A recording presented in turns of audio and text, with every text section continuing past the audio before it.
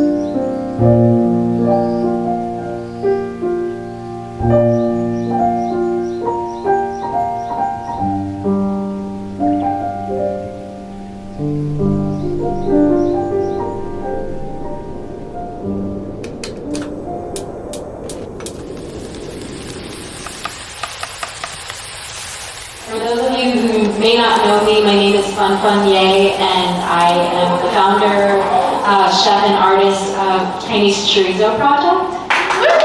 So what I do is I do the Chinese Chorizo project. The Chinese Chorizo is a chorizo that was made by these Chinese immigrants in these Chinese grocery stores that once existed in Tucson. So I thought it was like this beautiful thing that they started these grocery stores and built community with the communities that they were in these neighborhoods. That is now on the Tucson Museum of Art grounds. That is where the TCC is, and in Barrio Viejo. Yeah, hi, my name's Alan Liu. This is my parents' grocery store that we grew up in, working. My dad ran different stores. This is Main Street near Davis School downtown, and then he sold that, and we moved to the south side called Joe's Supermarket, South 12th in Irvington. We ran it for quite a few years. Hi, my name is Manny Feng, and this is our grocery store, Market Basket. It's at 12th in Nebraska, and it's still there. We're renting it out to another Asian gentleman, and he's running it kind of like a 7-Eleven type thing. Oncology was thought to be a clinical group kind of evaluation. I know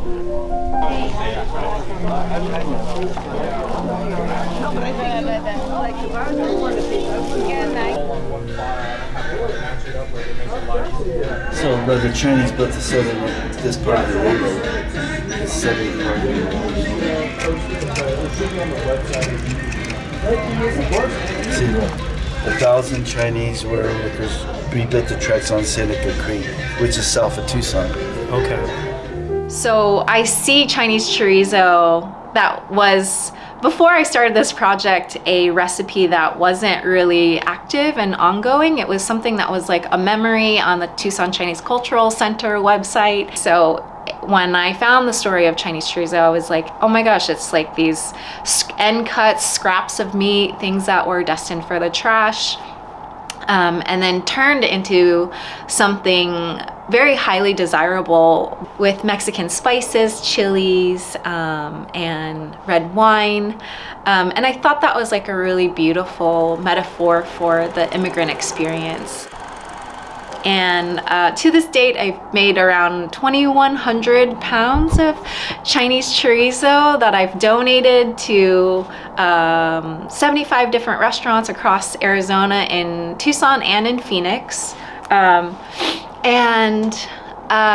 Each of these restaurants, they make their own Chinese chorizo dish to be able to share the history of Chinese chorizo.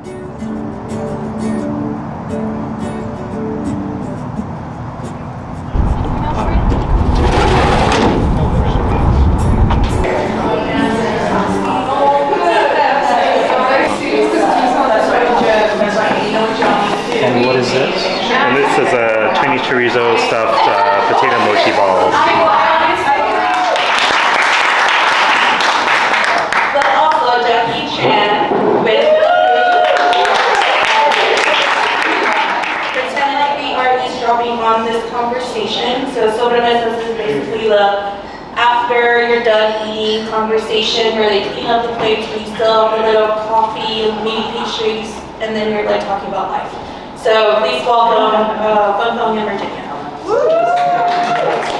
And so again, thinking about how we build and what we build and what our conversations are in and with communities, and recognizing and knowing when we are outsiders to spaces. I love that model that you're doing different iterations in different places, and I think that like totally aligns with the Chinese Chorizo Festival, and like it's like taking that like base and like giving it to other people and being like, what's the story that you can tell with this? And so I think that's like a really cool thread that I never thought of. In this project that I've just begun working on, it's one of the things that Maribel keeps reminding us of, is like there's conflict in community too. And who we are and how we behave with each other says a lot, because I think there's always this idea that there's going to be a moment in which the world changes and we get to be different people. But really, as you say, it's a process, and so how we do that work now is that's the real work. I have a friend who is a writer about food, about queer food, and there's always this narrative about how like food is this like great connector. And I really like his take because he kind of debunks that. The thing that actually brings us together is like having this struggle and to be able to come together against that thing and offer each other support and solace and any kind of support really to get through difficult times. Yeah, so welcome to Vivamos Siempre Como Hermanos.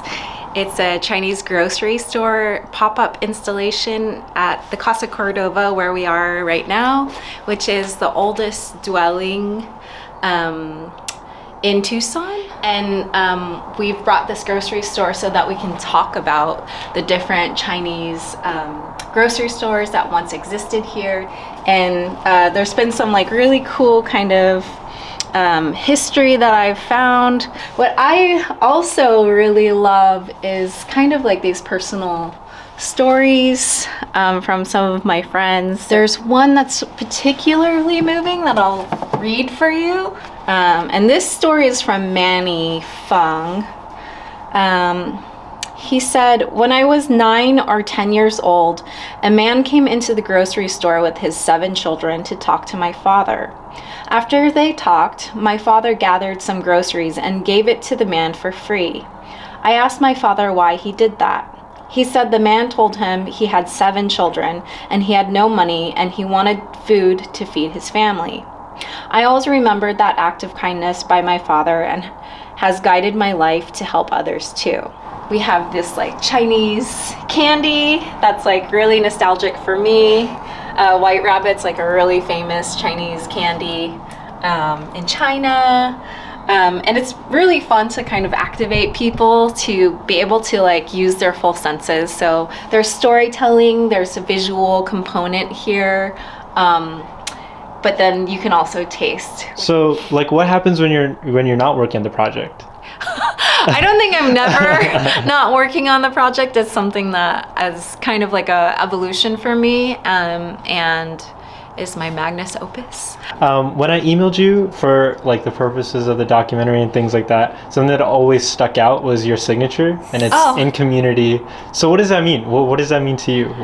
In community is how are you actively in community? Being in community requires work.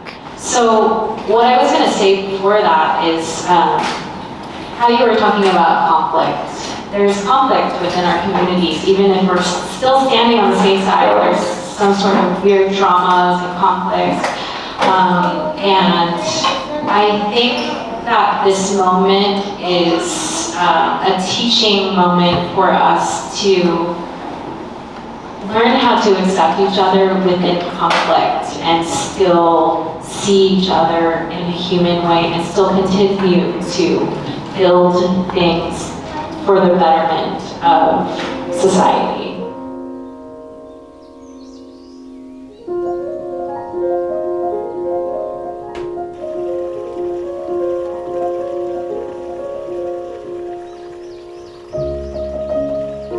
My name is Jacqueline Barrios. I'm an assistant professor here in the Department of Public and Applied Humanities in the University of Arizona.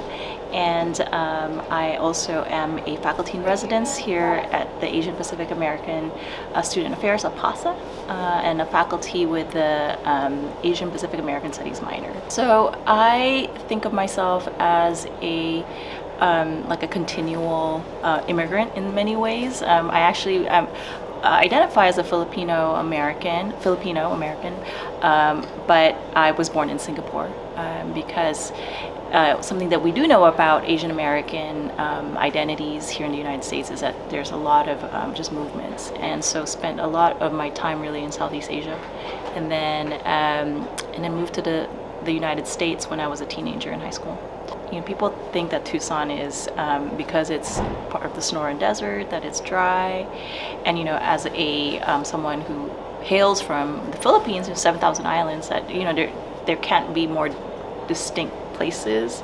But actually, what I love about Tucson is the ways that it actually reminds me of the Philippines and reminds me of the many places I've actually come before. You know, we have these incredible monsoons, for example, that remind me of my childhood with typhoons, and also the ways in which, you know, that Tucson is home to so many indigenous communities. Also the fact that it's a border town. It's both very local but also very global and international. So all of those facets of the city are important to me. And also my research, as you know, is an urbanist. I'm an urban humanist. I care about place. And so the first thing I would think about, you know, coming into a new place is not how does that place reflect me, but also how do I, you know, how am I going to kind of impact the place that I'm at? You know, I think a really special thing about Tucson is also being an Asian American in Tucson. I think having mainly had a sort of California and a West Coast orientation to Asian American identity and communities, really coming to Tucson and understanding the history that is here. So I became involved with the Chinese Chorizo project, both an art, food and culture project, public art project that brings to life the story of the 200 plus Chinese grocery stores that used to operate in Tucson since the late 19th century. Well, it's mainly just to say thank you. It's not really a question. I was thinking about the etymology of nostalgia, actually. And the root of it is like return to pain. Nostos alga, algos, I think that means alga, Greek for pain. And, you know, and I love the fact, I know when you had mentioned nostalgia for the Bernal photographs, Fun. I was thinking about the complexity of that term too, and I'm glad we sort of talked about home being complicated, family being complicated, community being complicated, nostalgia being complicated, like all of these ways in which, you know, I think that why you need a sobremesa, because it's after you've had the uncomplicated maybe food, you get to kind of spend the time kind of like really then, like you said, metabolizing this need to return to pain, you know. So I guess I wanted to just say thank you to the people who are here. You know, I know that, you know, coming out, I was like thinking about when I was inviting all these folks, it's like I led with the food, you know, but like in the back of my mind, like you stay for the pain, you know, and the joy and all of that kind of opens that up and what we return to.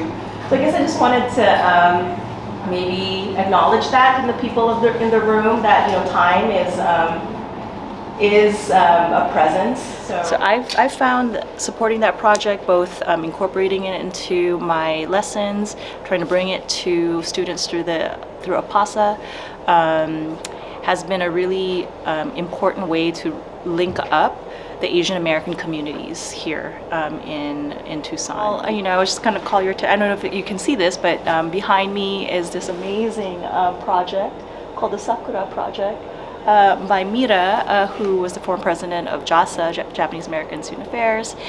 So I feel students are especially the source of the ideas, you know, because you are the audience, right? And so instead of having public humanities work, like art installations or exhibitions or community engagement, you know, how can you pursue an interest of your own and try to fuse your identities into a public facing, you know, output? I think that's really, you know, you don't have to look further than yourself and what you do. I was just reading this account of colonialism being kind of like multiple nets, you know, and and they all kind of overlap. So there's a big structural historical experience of, you know, of racism or, you know, the patriarchy and all these kind of forces that have limited groups of people. But then there's kind of like the micro levels, you know, of not seeing yourself, for example, reflected in places of power, or not having mentors, you know, who can identify with some of the questions that you have or some of the struggles that you've had. And to navigate that has always been for me about building community, you know, creating really. So I think in some ways that's why I do community engaged work, is because I think that is the only way to really, you know, so it's not just like I want to be a success story, you know. I feel that my success is bound up in multiple other people's lives, and so it's both complicated and beautiful in that way. If you were to give like Dr. Barrios' like steps to success for balance. For balance? Yeah, how do you find balance?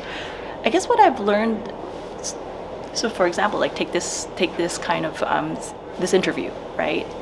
It's not something I would have planned. So I would say one way to find balance, you know, is to say yes, you know, to say yes to opportunities that you may not necessarily think that you necessarily plan, because that opens up other doorways, you know. So I think that then allows you to have this sort of,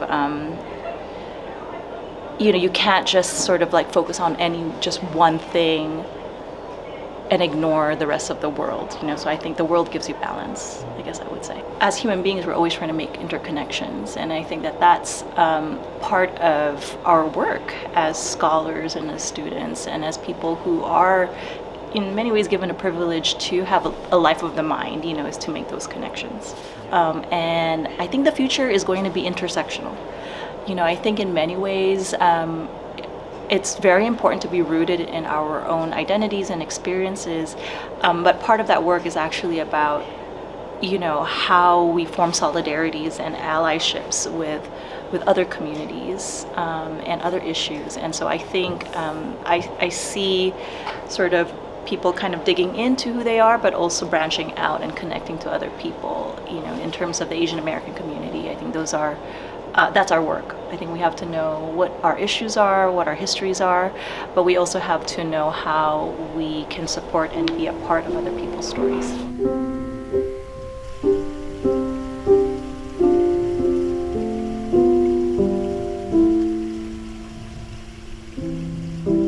So my name is Matt Denney. I use he, him as pronouns. I am, and so at the University of Arizona, I'm the recruiter for the College of Fine Arts. So everything art, dance, music, theater, film, and television, as well as I'm involved in the local theater here in playwriting nationally as well, and I'm an intimacy director. And so I wear many hats, and I'm also a PhD student in higher education, and so many hats, but very happy to be involved in the spaces that I've been in. Why Tucson for you? What was so special here? So I chose Tucson because it's where I got a job, and from there I learned about all of these other beautiful people. And some of my first meetings were with the people that led a lot of Asian American initiatives. People like Kenny, and I remember meeting Jacqueline Barrios my first year, and the second year I met Feng Feng, and I met all of these amazing people because because they knew what I was doing, they knew I was trying to build community, they put me in rooms that I was not in and connected me with so many other people. So we're people in search of community together, and eventually we found each other. I'm very much a proponent of, if an educator cannot build a community or know how to facilitate a dialogue with your students and students of color, that's an area of growth. Because to teach is to inform a better world. The arts are so vital, and to pass that on to students is my way of making a connection to them, that they can have arts and the science and the math and technology, because they are one full person. First of all, thank you both so much for doing this. Yeah, honestly, it's a capacity I don't really get to work much with students with. Like I don't think I've ever worked with you two with theater before. No. And I was like, here, I'm not a recruiter here. I'm an artiste. And so in order to have the professional, you also need the personal as well. I obviously know both of you two. And so can we just go around, just tell me anything about yourself to the group. Could be your life story. Maybe not like that long, but like a short snippet of who you are as a person, who you're bringing into the space. And I feel like every time I'm in a group, I'm just like, we never get to check in with each other. And with us as theater people, I'm just like, we have a gift and a power to see a lot more empathy and to be more connected to each other. Was when I started writing Karaoke Room at the End of the World. The first one was 3 Filipino American characters coming to terms with the end of the world together. 3 besties. And so I wrote that as part of like a 24-hour playwriting contest, and it got in, and then I submitted it to another place, and it got in. And I was like, okay, people are interested in this sort of narrative. And then and the second one was really beautiful. And so I'm happy to say that like my play about 3 of my best friends, that's who I wrote it about, was part of the inaugural Chicago Filipino American Theater Festival. I really liked it. I was like, this is adorable. Yeah, it's fun. Yeah. And the main reason why, and so it's kind of like all of my BFFs like living in my head on a page, because like the first half was like all my Filipino friends, and these 2 performers are these 2 characters are based off of like 2 people that I know, and I know like one is an avid horror movie fan. Okay. Yeah. And then one of my friends, it's actually off a student I used to teach when I taught drama in high school, who worked at Starbucks and would always dream of like a meet cute to happen there at a Starbucks. So love it. But let's just dive in. Okay, question before we start. Did you imagine this as kind of being like one of those plays that's like very fast, like quippy dialogue? Yes. Okay. Yeah. Okay, cool. She buys me a cup of coffee. I buy her a cup of coffee. She smiles at me. I smile at her. How can I not? How can I not with those eyes? Those eyes, beautiful. Okay, can we go back real quick? Yeah. Can we do the we're in the karaoke room on our 3rd date, and then we're in the karaoke room on our 3rd date, and can the fucks be fast? Yeah. Wait, I have to count. Yeah. Feel free to count how many fucks are given. No, I'm like, okay, I got 4. How many fucks are given? I got 4. Do you want this to be like an escalation of like freaking out, or like do you want there Actually, you know what? I kind of imagine it almost like Meisner, like every word has like a different, almost different intention. Yeah. We are in the karaoke room on our third date.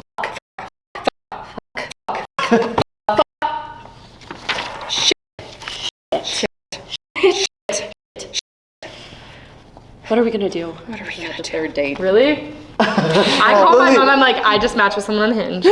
Stop it. Me and my mom are really close. So I wouldn't. But so one thing I did want to try, I kind of want to see it up on our feet, just that we could just see what happens. Another one of my hats that I wear is I co-founded Consent Creatives of Arizona, which is a collective group of artists that focus in intimacy direction. And the way that we've navigated stuff like that, my training in intimacy direction, is you have to facilitate a room of care and wellness. This is what happens when you're 28. Yeah. I know, and so whoever wants to go first, just any red zones today, any injuries, anything we should know about. And so in the video you may see the boundary check-in. That's another aspect, is where are my red zones for the day? If I have a huge gash in my arm from a car accident that happened a couple weeks ago, then I'm obviously not going to want to be touched on my arm. And so having those conversations like that, opening up the discussion, is the integration between education and professional theater that's been missing. Like, people are worried to produce contemporary plays and plays focusing around people of color because they're worried about caste and if they're going to make a profit. And it's hard because theater has to be for profit. You need that revenue generation. Something I want to see is that community investment and, more of that consulting with the community. there's gotta be, not that I can see. I mean, all I can see is this stupid TV remote and this damn tambourine. Because I wanted to publish a research article about Filipino identity and mixed race identity. And so I thought to myself, my favorite dessert, halo halo. And if you translate it to English, it means mix. And so I was like, I typed up, am I halo halo? And that propelled me into researching more in-depthly about what does it mean to understand your Filipino identity? And when you find connections in those community, I always tell the students I work with, you have something in connection with everyone that you talk to. Find that connection, find the passion and what drives them, and find out how it can integrate into yours as well. Like, I'm passionate about the arts and what the arts can do for society. Because I've surrounded myself with people that are also artists, they see that same vision. I mean, Paulo Freire said it best of, we as people need to have ontological hope to live. And so you have to have hope that people are going to be good and that the world is going to be better and that active change can happen. And so to find those communities means to have hope that you can build a relationship. Good to see you. Yeah, oh my God. I appreciate your time, your vulnerability, and some great answers. Of course, I genuinely love people, so I love talking. I love yapping.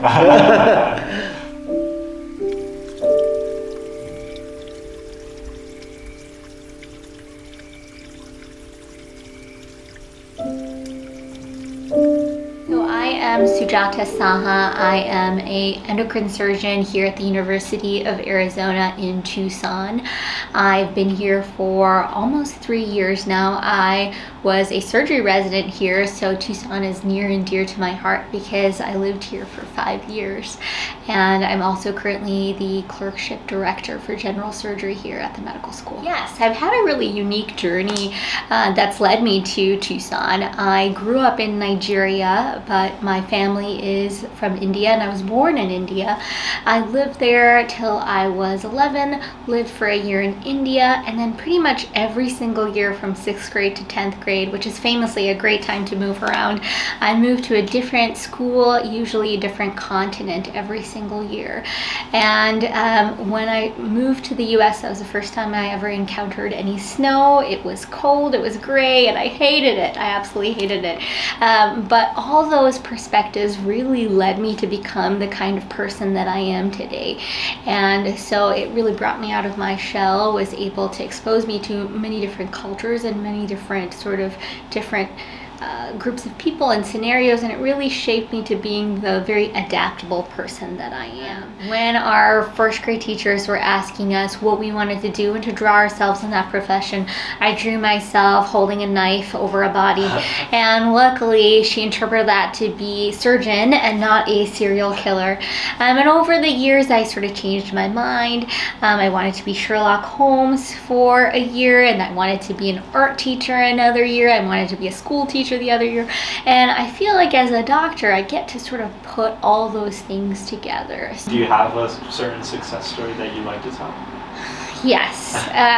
Well, there's so many. Any win is a win. So there was a lady who lived in Nogales who kept coming to Tucson and getting transferred to Tucson emergency room with complaints of bleeding as well as this large adrenal mass. And unfortunately, she kept getting discharged from these emergency rooms, never getting to an oncologist. And she saw a surgeon friend of mine, and I saw her immediately after they contacted me.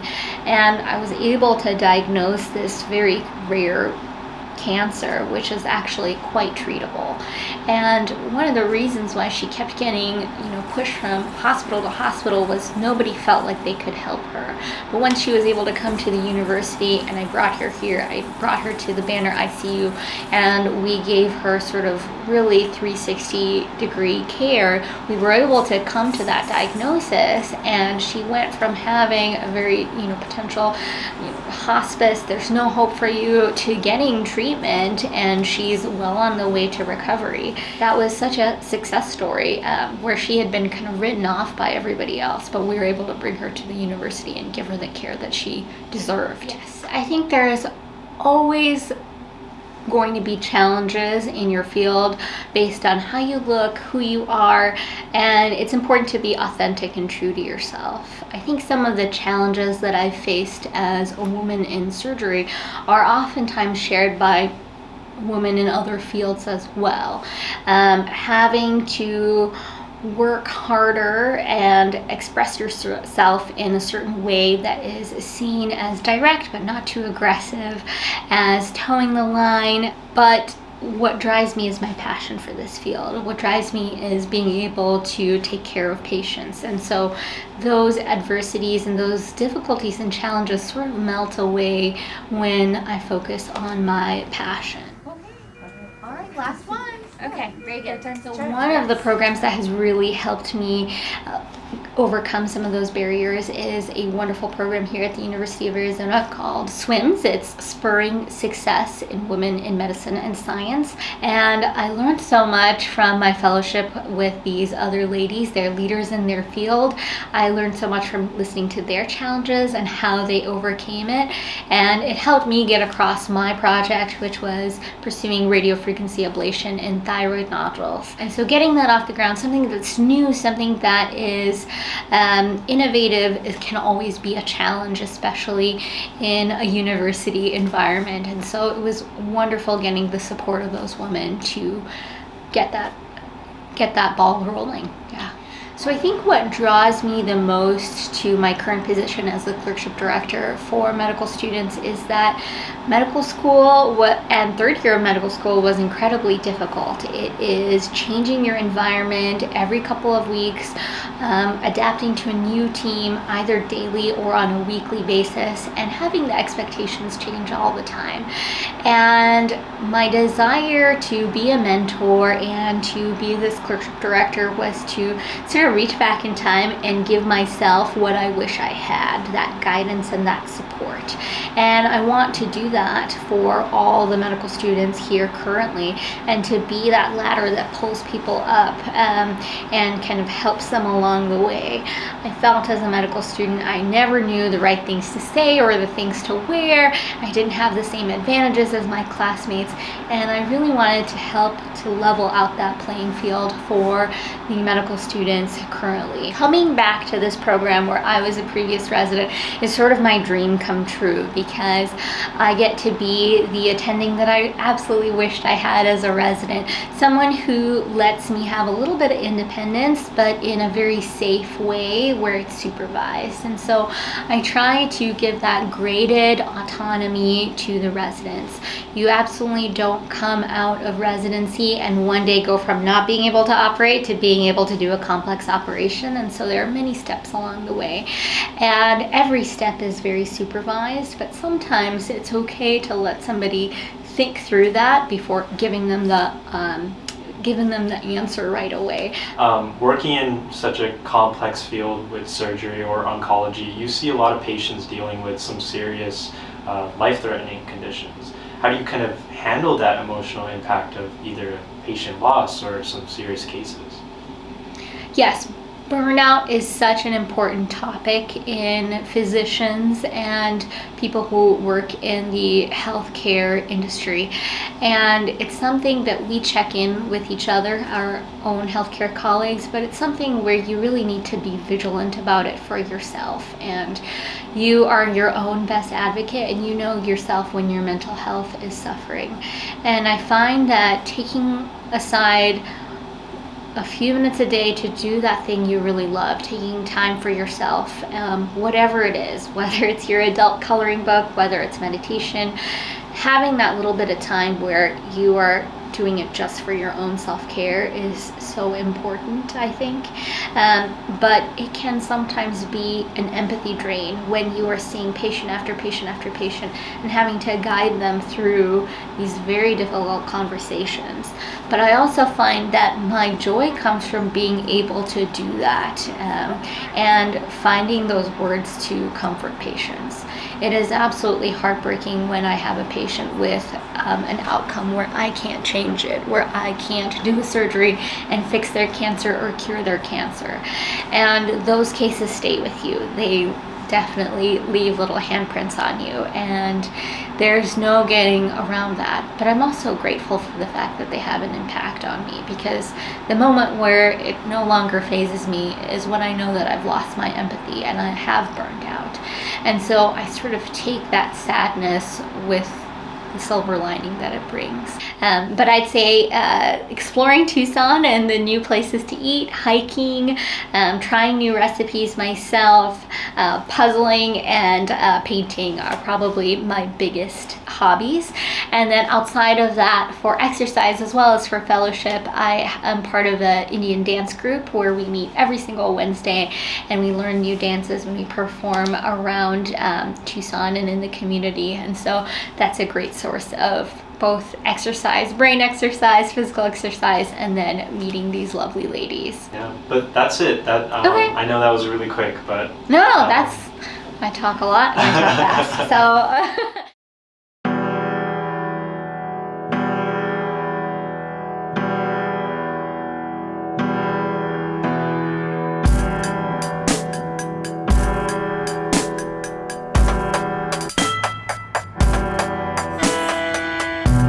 Bite chunks out of me.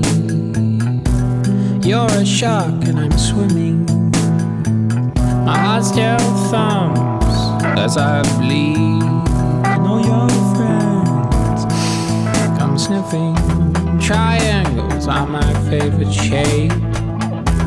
3 points, but you lie. Let us move forward from today with unity and determination to protect spaces that make the university home for students. Let us protect the spaces that enable the university to uphold diversity, unity, and community that defines us. Thank you. Let's dance.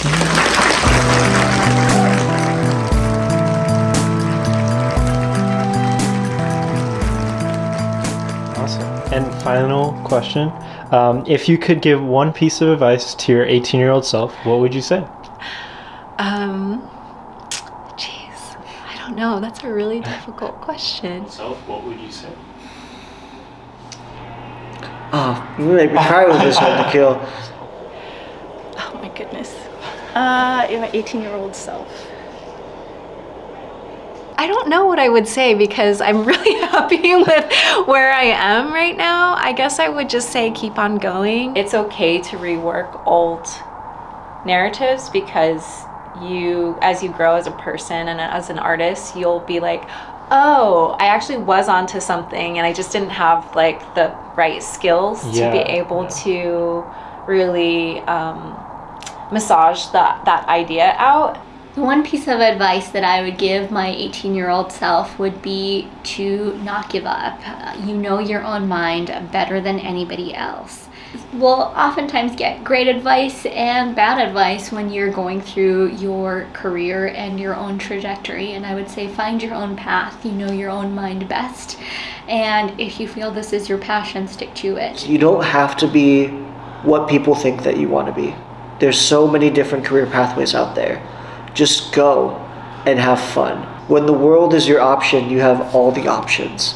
You're doing great, and continue and believe in your choices, and just don't be afraid to take chances and to believe that the things that you are actually doing right now is going to, deepen and manifest into all of the things that your older self will actually pick up on.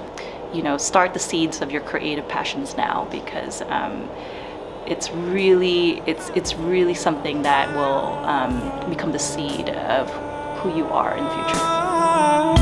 3 guns and one goes off. One's empty, one's not quick enough.